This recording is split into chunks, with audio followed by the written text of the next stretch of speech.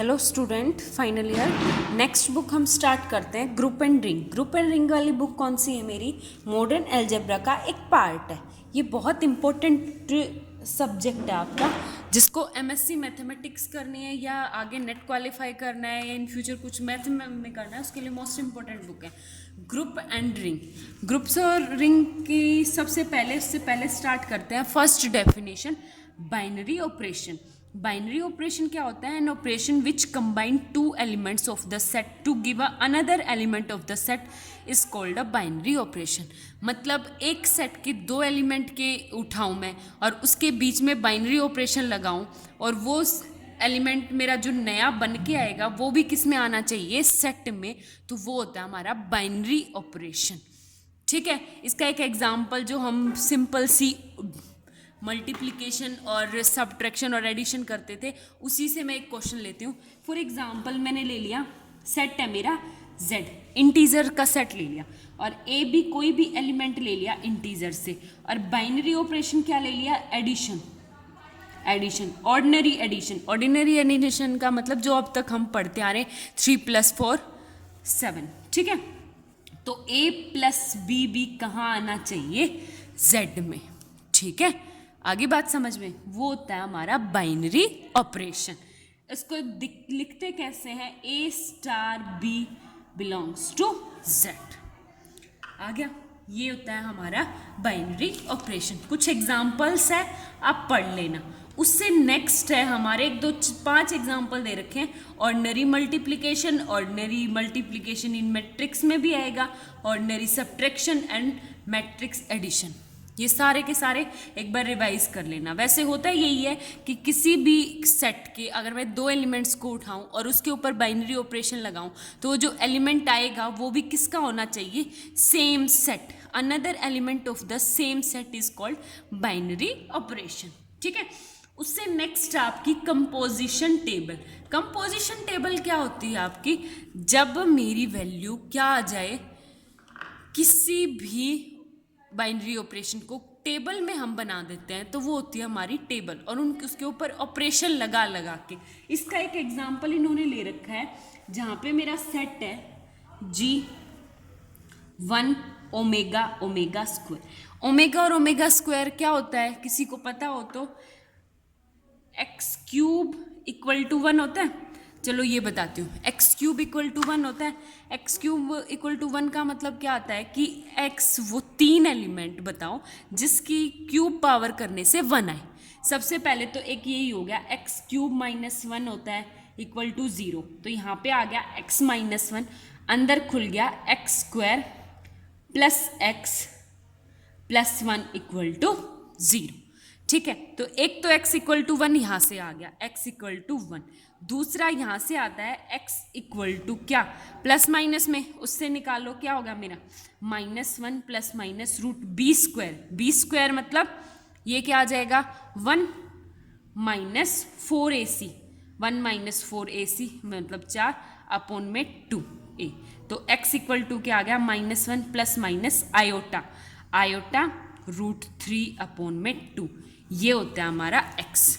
इसमें से हमारा जो वैल्यू होती है 1x, ओमेगा होता है -1 प्लस आयोटा √3/2, और ओमेगा स्क्वायर होता है क्या? -1 - आयोटा √3/2। अब कभी कंफ्यूज मत होना, अब बार बार ये ना लिखना पड़े, इस वजह से इसका नाम क्या रख दिया? ओमेगा। ठीक है, इसकी कंपोजिशन टेबल बना के दिखाती हूँ फिर से। एक और प्रॉपर्टी बताओ, x³ = कितना है? 1। x³ मतलब इस तीनों में से किसी की पावर मैं 3 करूंगी तो मेरे पास क्या आएगा? हमेशा 1 आएगा। ठीक है, नेक्स्ट करके दिखाते हैं, हम इसकी कंपोजिशन टेबल निकालते हैं। कंपोजिशन टेबल निकालने का कैसे निकालते हैं वो देखो, हमारे पास है नेक्स्ट पेज में निकालो तुम 1.2 पे ही। कंसीडर G, जो सेट है G = 1 omega omega square and multiplication. Multiplication क्या है मेरा? बाइनरी ऑपरेशन मल्टीप्लिकेशन है। ठीक है, और हमें कंपोजिशन टेबल निकालनी है। कंपोजिशन टेबल कैसे निकलती है? तुम देखो यहाँ पे, साफ नहीं दिख रहा? कंपोजिशन टेबल कैसे निकालोगे तुम? जैसे ये होगा। एक कंपोजिशन टेबल हमेशा फाइनाइट सेट के लिए होती है, इनफाइनाइट सेट के लिए नहीं होती। तो बीच में लिखो क्रॉस, कंपोजिशन टेबल है, बनानी सीख लो। बीच में जो बाइनरी ऑपरेशन वो होता है, वो ऊपर जितने एलिमेंट है 1 ओमेगा ओमेगा स्क्वायर, ठीक है। सेम ऐसे ही 1 ओमेगा ओमेगा स्क्वायर, ये हो गया। आगे बात समझ में। अब आगे देखो, और हमारे पास साथ में प्रॉपर्टी क्या होती है, ओमेगा क्यूब इक्वल टू 1। अब मल्टीप्लाई करवाओ, ऑर्डिनरी मल्टीप्लिकेशन टेबल ऐसे ही बनेगी आपकी। यहाँ पे बीच में मत लगाओ बेशक, देखो यहाँ पे देखो 1 इंटू 1 1 ओमेगा ओमेगा स्क्वायर। आगे सेम ऐसे ओमेगा ओमेगा स्क्वायर, इसकी इससे मल्टीप्लाई करेंगे तो ओमेगा स्क्वायर, ओमेगा की ओमेगा क्यूब, और ओमेगा क्यूब कितना होता है 1, ओमेगा 4, ओमेगा 2 और 1 ओमेगा क्यूब मतलब 1। यहाँ पे देखो ओमेगा स्क्वायर और ओमेगा स्क्वायर कितना हो गया, ओमेगा 4। ओमेगा 4 का मतलब क्या आता है, omega cube into omega, omega cube कितना होता है 1 यहाँ पे, और इंटू क्या आ जाएगा ओमेगा ओमेगा दिस, ठीक है। हो गया ये वाली है मेरी कंपोजिशन टेबल। अब एक बात बताओ, मैं किसी भी एलिमेंट को जब बाइनरी ऑपरेशन, मेरा मल्टीप्लिकेशन है, बाइनरी ऑपरेशन लगाने के बाद कोई भी एलिमेंट सेट से बाहर आ रहा है, नहीं आ रहा।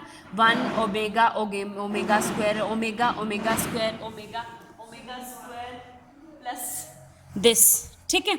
इससे आगे करेंगे क्या, नेक्स्ट हमारे पास some fundamental properties of binary operation.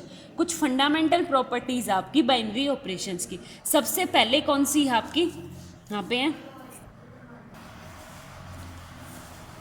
देखो, आपकी है some fundamental properties of binary operation. Fundamental property binary operations की क्या क्या है, ये मेरे पास 6 प्रॉपर्टीज है, तुम करो कैसे करने हैं। सबसे पहले क्लोजर प्रॉपर्टी, क्लोजर नाम से ही डिफाइन है, क्लोज्ड। क्लोज्ड मतलब बाइनरी ऑपरेशन करने के बाद जो नया एलिमेंट आएगा वो भी किसका होना चाहिए, सेट का ही। मतलब क्लोजर का मतलब क्या होता है कि कोई भी मेरे पास सेट है, फॉर एग्जांपल जी, यहाँ पे हम सेट को जी से डिफाइन इसलिए मोस्टली कर रहे हैं क्योंकि ग्रुप के लिए, ग्रुप किसको डिफाइन करता है कि फर्स्ट अल्फ़ाबेट जो है जी को है, इस वजह से दिक्कत ना हो तो जी को करते हैं, ठीक है। क्लोजर प्रॉपर्टी, क्लोजर का मतलब सब कुछ क्लोज है, ग्रुप के अंदर सब कुछ क्लोज है, यानी कोई भी एक दो एलिमेंट उठाओगे, फॉर एग्जांपल मैंने ले लिया ए बी बिलोंग्स टू जी, उन दोनों के बीच में ऑपरेशन लगाऊंगी ए बी, वो भी कहाँ जाना चाहिए, जी में। ये मेरा कोई भी बाइनरी ऑपरेशन है। मतलब क्या आ गया कि A star B belongs to G closure property को सेटिस्फाई करेगा, ठीक है। उसके बाद है एसोसिएटिविटी प्रॉपर्टी।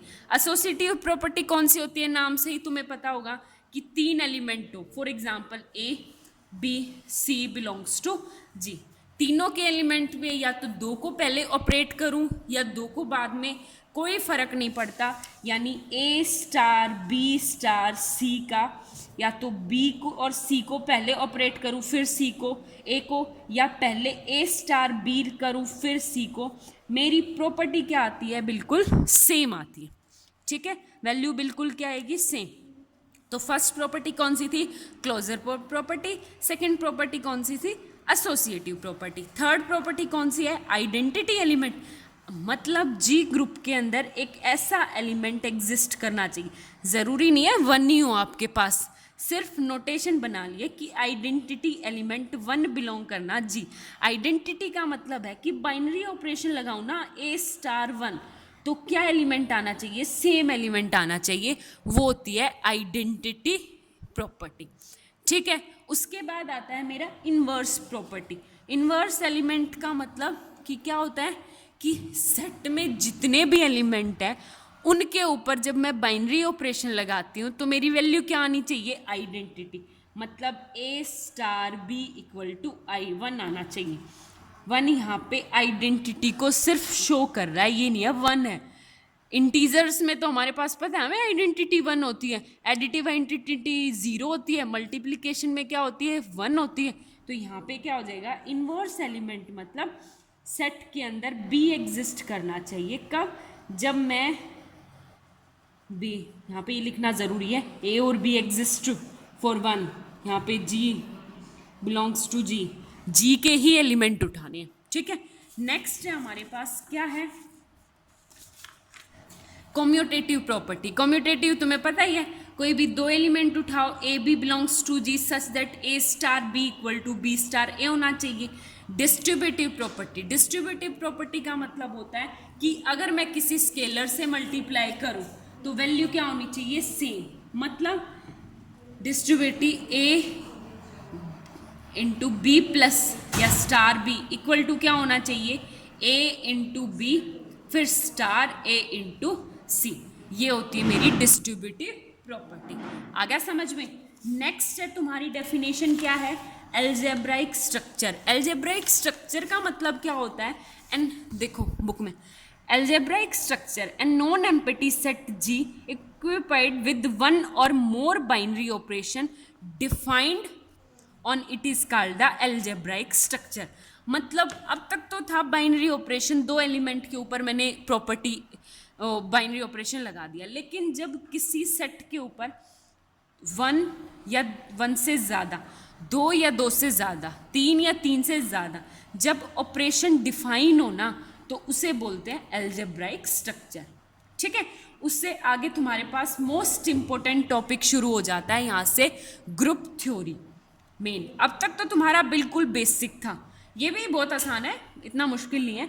ग्रुप थ्योरी क्या है आपकी, ग्रुप थ्योरी स्टार्ट हो रही है। ग्रुप क्या होता है मेरा, डेफिनेशन में बताती हूँ मैं आपको। देखो आप लोगों का क्या है, सबसे पहले ग्रुप की डेफिनेशन क्या है, an non empty set G along with a binary operation this is set to be group if it satisfy the following four postulate. कोई भी बाइनरी ऑपरेशन हम लगाएं किसी ग्रुप जी के और उसे ग्रुप कब बोलेंगे, विद रिस्पेक्ट टू स्टार। ये मेरा ऑपरेशन है, इस तरह इसको नोटेशन देते हैं, G star. Closure property, closure property मैंने पहले आपको बता दी, जहाँ पे क्लोज होना चाहिए। एसोसिएटिव वही, क्लोजर में क्या था, ए बी बिलोंग्स टू जी है तो ए स्टार बी भी कहाँ होना चाहिए, जी के अंदर। एसोसिएटिविटी कौन सी थी, जहाँ पे तीन element A B C belongs to G है तो क्या होना चाहिए, A star B star C equal to A star B star C.